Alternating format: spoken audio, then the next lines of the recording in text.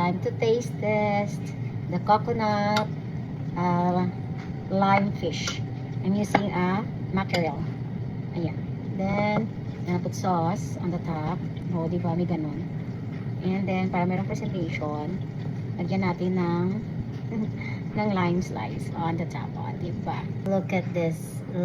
Try natin yung ating mackerel fish. Fried mackerel fish with lime and coconut cream. Sarap. Sarap ka? Sarap ka? Sarap.